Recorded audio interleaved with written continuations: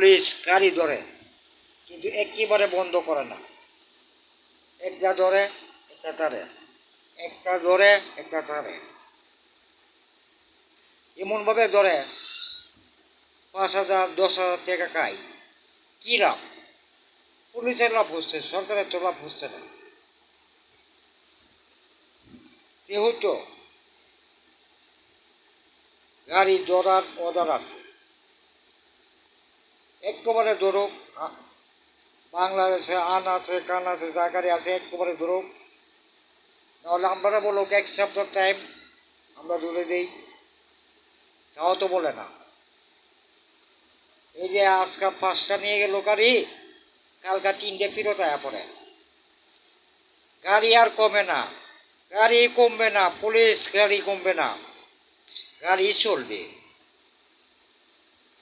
গাড়ি আটকানোর মতন ক্ষমতা পুলিশের নেই।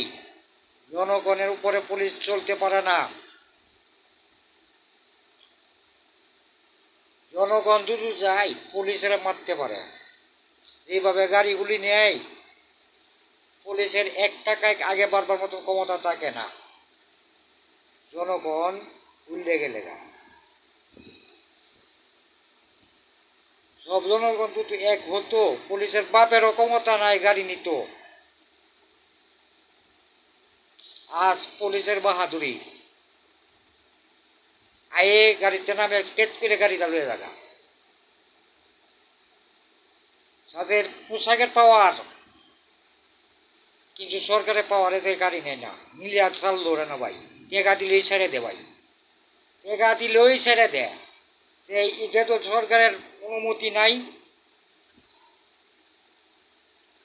গাড়ি সাইডে দেয়, নেওয়ার লাভটা কি? আবার তো চললেই বন্ধ করো, একেবারে বন্ধ করো, এটাই আমরা চাই। বন্ধ না করলে পুলিশের ক্ষমতা নাই গাড়ি চড়াই, গাড়ি পুলিশ ধরতে পারবে না।